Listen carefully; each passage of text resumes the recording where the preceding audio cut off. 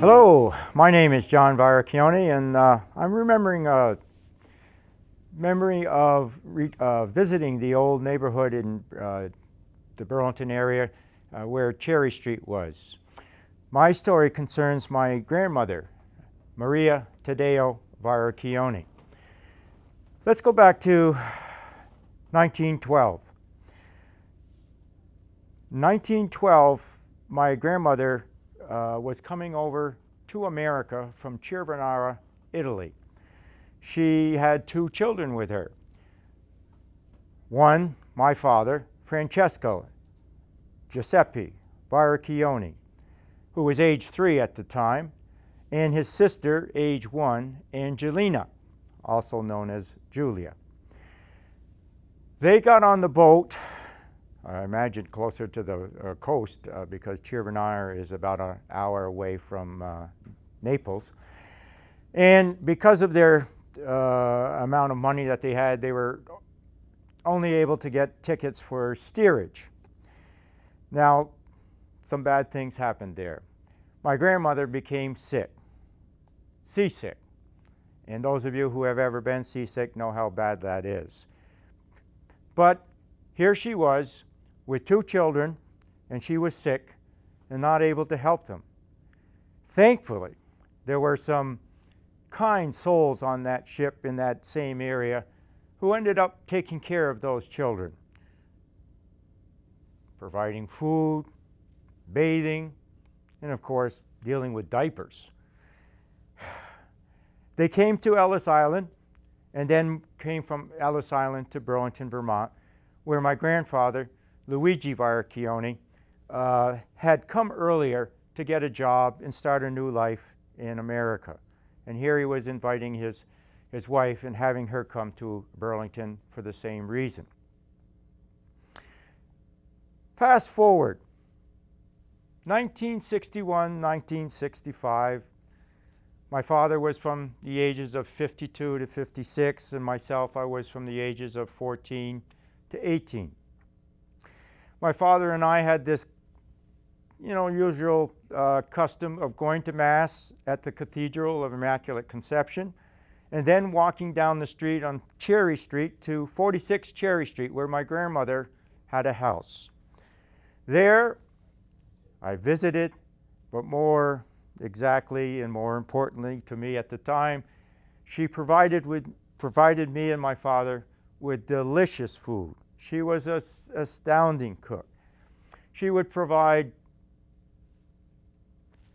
vegetable soup, pasta that she had made homemade, dried out on the clothes racks, dried out on the bed, and then she would provide spaghetti sauce, and it was, for me, heaven on earth. It was very, very enjoyable. Why did she feed us? Well, it could be because she wanted to treat her guests well. It could be the reason that she was passing down the Italian cooking. Maybe it was she was dealing with her firstborn son, Francesco, who changed his name and Americanized it to Frank Joseph Varacchione. And her grandson from her first son. And it may be a reason that she was just trying to give of herself. Those are possible explanations, but my mind sort of drifted to another theory. It might be because when she was on that ship where she was taking her children to America, as a mother, she would be sort of obligated and desirous of taking good care of them. But as you know, the seasickness took over and she wasn't able to do that. Was she doing it now to feed the stomach of her son and her grandson? Yes, I think that's true. But also I think it was feed for the soul, her soul, where she could find herself helping her son to eat, helping her grandson to eat, and really show the love that she had for her children and her grandchildren. She was a loving person, a person who had 8 children in total, and just a wonderful grandmother. And this is how I remember her, by visiting her house on Cherry Street after Mass and enjoying some good Italian food. I'm sorry that she isn't around at the present time. She's passed away, and I can't say that we saved the Italian recipe for the sauce, but it's a fond memory for me.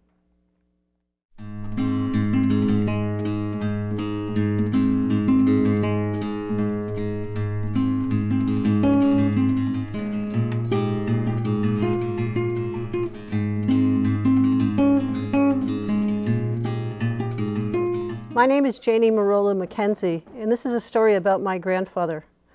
My grandfather was Frank Marola. He was an Italian immigrant. He owned and operated Marola's grocery store from 1908 through 1966 at the corner of South Champlain and Cherry Streets in Burlington, Vermont. This was an intersection of streets that exists no more, along with a neighborhood that is only a memory.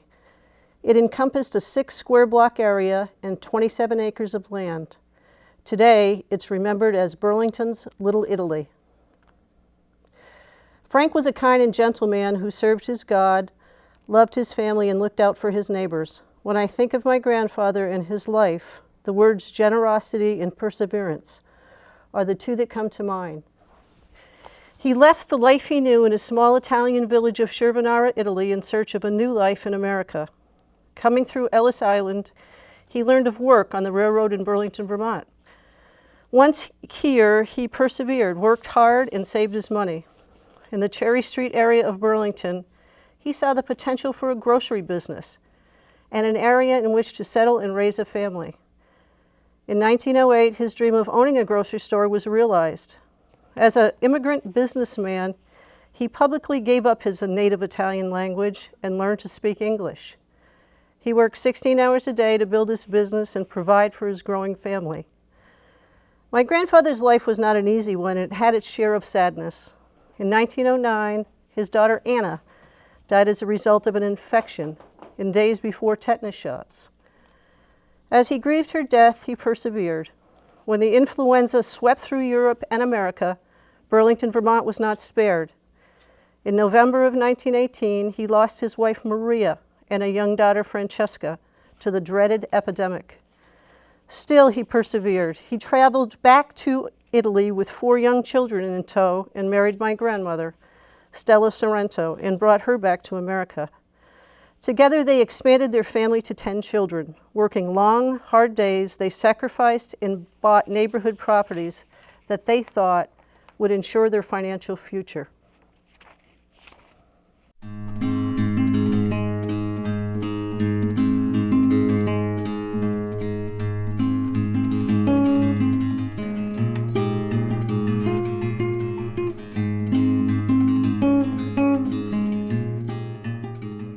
This story was written by Angela Oakes Lange, my first cousin and granddaughter of Angela and Innocenti Ivelti, who shared the story with me, and I'm going to read it to you now. It's called The Love Story of Angela and Innocenti.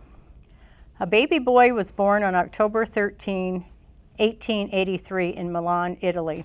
He was left at a local orphanage as a newborn baby and was given the name Ivelti Innocenti. Later, he would be known as Innocenti Ivelti. According to his birth certificate, his mother did not wish to be named, and his father was unknown.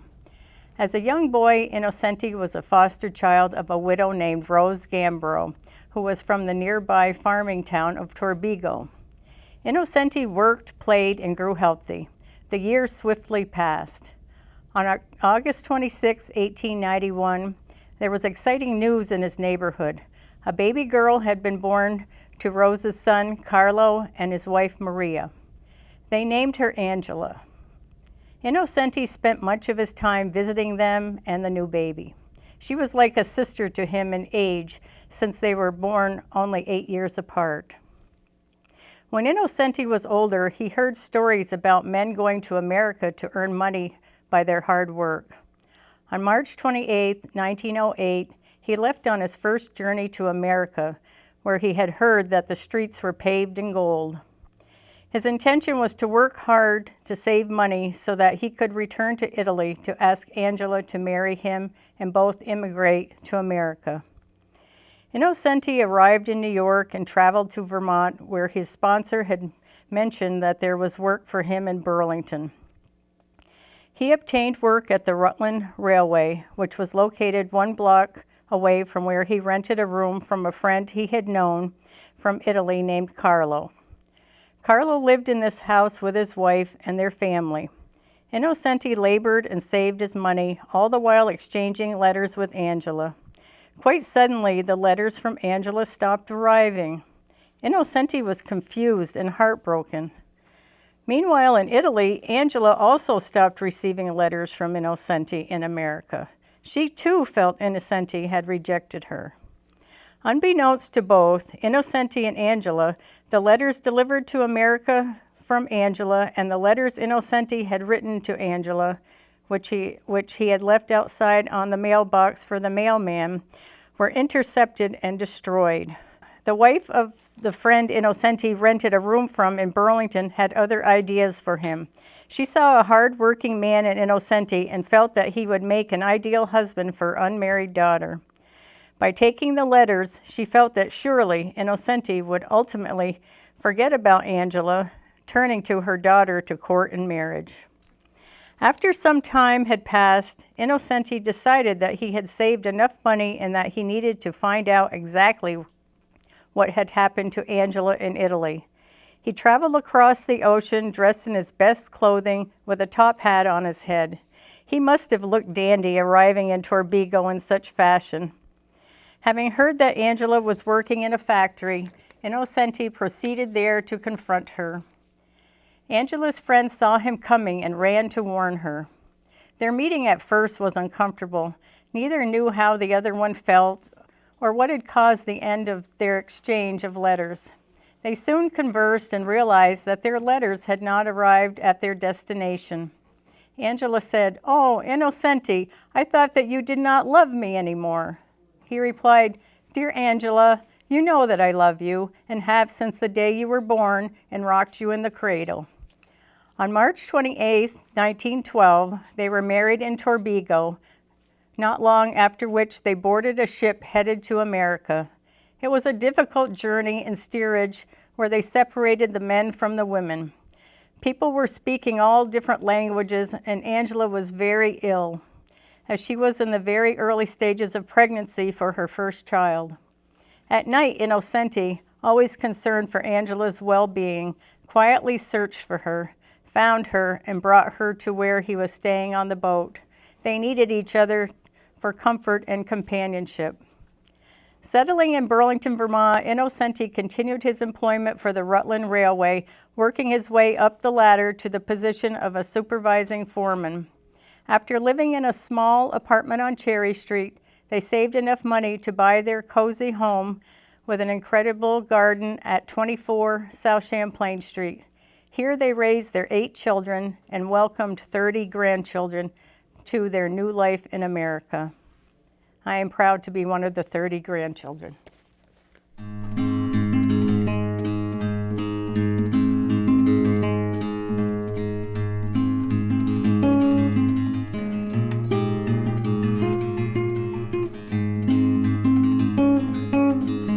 I'm not originally from Vermont. I grew up in Philadelphia and I was raised in South Philadelphia until the age of 5. And it was a very different time. I lived with a grandmother and a great uncle and a great aunt and my mother and my father, and it was a 3-story brownstone in what was the rocky section of Philadelphia. Everybody knows it as Little Italy, but nobody called it that back then. It was pretty interesting to live where you could walk everywhere and your cousins and your aunts and your uncles were right around the corner, and if there were other people, they were probably your paisan. It was kind of a special life, and I didn't understand how much of a special life it was until I went to college and realized that not everybody lived the same way we lived, which was kind of like a shock. At the same time, also, as I wanted to grow up and separate, I moved to Vermont, thinking that miles would separate me from my heritage and help me grow up. Instead, I actually missed a lot of it. And that brought me to get involved with what was then called the Vermont Italian Cultural Association. Ken Singoli, who happened to have been Kenny on American Bandstand and was a neurologist in Burlington at the time, had started with a bunch of other people to create a club that would celebrate Italian culture. And they acted like Amerigo Vespucci, just discovering America. They thought that they were the first Italians here. Unbeknownst to them, there was a whole Italian community that had existed here from the late 1800s until the 1950s. But of course, by the time we all got here, it was laying in ruin as a parking lot and so just some wasteland. Ken always wanted to celebrate this. He wanted to celebrate the neighborhood that had lived there. And he had the idea to bring Joe Maeda to the forefront in Burlington, and he asked if I would help. So I got involved with helping, and this was probably 1992. Joe Maeda had a real heartwarming story to tell. He told how he was a young boy. He was born on the steps of where the Radisson at that time hotel was, in his grandmother's house. He went away to be in the Marines. He came back, and his whole neighborhood was torn down. Well, Joe told his story, and this was, I think, the first time in publicly that the story of the old neighborhood had been made public. And there was standing room only in Contoy's auditorium that evening. And so many people came, brought their photographs, listened to his stories, and cried because he got to tell what a vibrant community he had lived in. So that was kind of like the beginning of me meeting these people who had been connected to a life that I once had in Philadelphia, that's still standing for the most part, by the way, but it was totally destroyed in Burlington. So been involved with the Vermont Italian Club. We changed our name from Vermont Italian Cultural Association to the Vermont Italian Club, and expanded our mission to include reaching out to people from the old neighborhood. So we had a pasta dinner, and this big guy, John Vericchione, comes up to me and says, "Hey, why don't you do something else about the old Italian neighborhood?" And I said, "Hey, John, why don't you help us with this?" So he said, "Sure."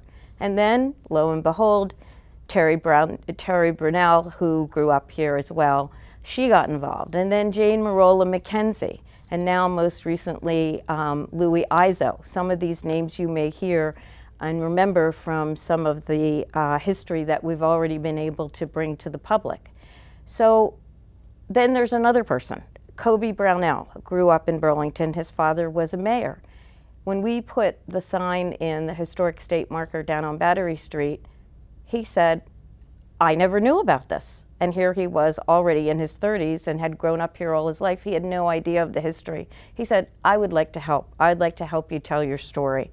And he's developed a whole 3D animation section where he's recreated all the buildings in the old neighborhood. And you can see with your smartphone, walk around and see where John's house used to be, where his grandfather's house, where Terry's grandmother lived.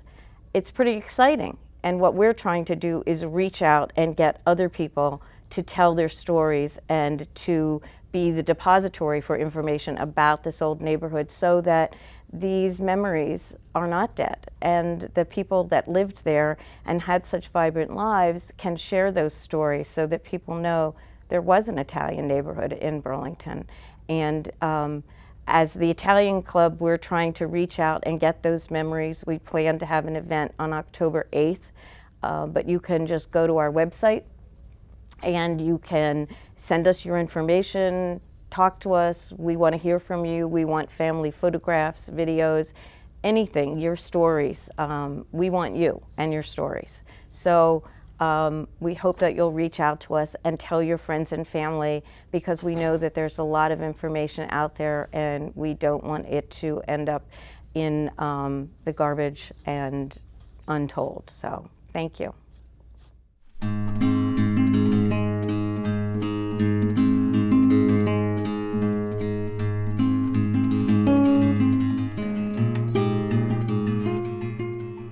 So John Verricchione and Terry Ivelti Burrell.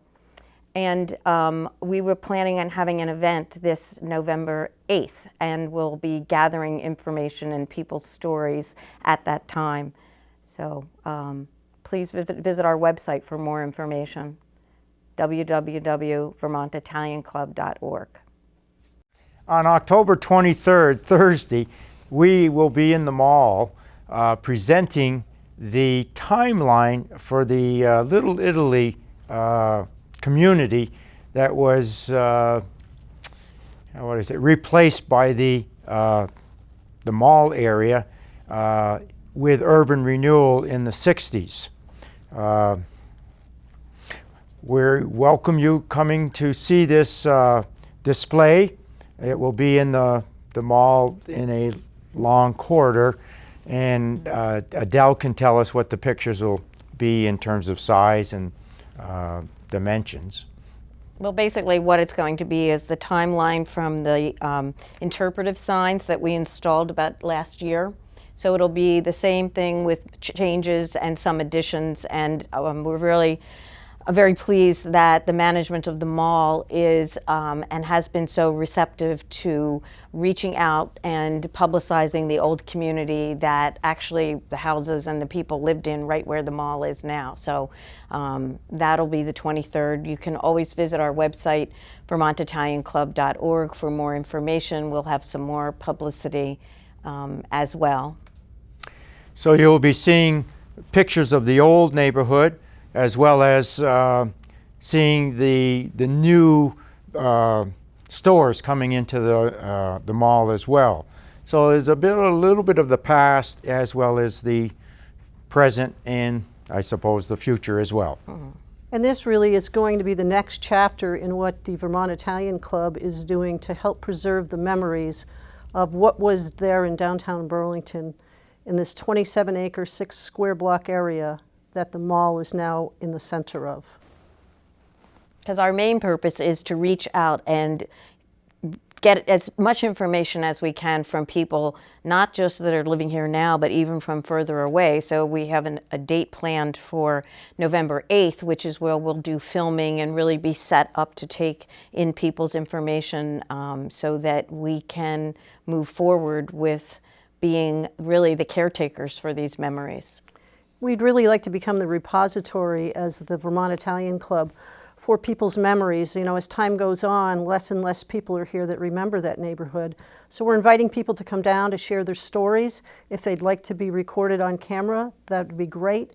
If they're not comfortable doing that, maybe they want to read something, a memory of their history in that area or a remembrance that was passed down orally. If they're not comfortable doing that, they could just give us the information. We would certainly put it together and do a voiceover for them. It's really all about helping to maintain and remember what was here before the mall. We're looking for memories, that's right. Memories of the old neighborhood, which we've titled Little Italy. We're looking for original inhabitants who were there, maybe relatives, grandchildren or nephews and nieces, or maybe even a visitor at the time visiting some of these Italian and other families and having a memorable experience that they had. What we're really doing is trying to collect a historical perspective of what was there at that time. And this is not just one event, but we want to carry this on from now on. We're trying to make a big splash so that people know what we're trying to do and that they'll come forward with information. I can't help but remember it was just a year ago when we put the interpretive signs in, and Joe Albarelli came in his wheelchair at that time. He's the little boy at 4 years old who's pictured in one of our signs, and here he came to that event, and unfortunately Joe died just a few months thereafter, but his family said how much that whole thing had meant to him, having the signs put in, coming to the event, and remembering his old neighborhood. So we want to capture more of those before any of these people leave who have these memories. They can always go to the Vermont Italian Club.org website and get in contact with us that way, and we'll have more information as the details unfold on these events. Or they can get in contact with any of us, Janie, John, myself.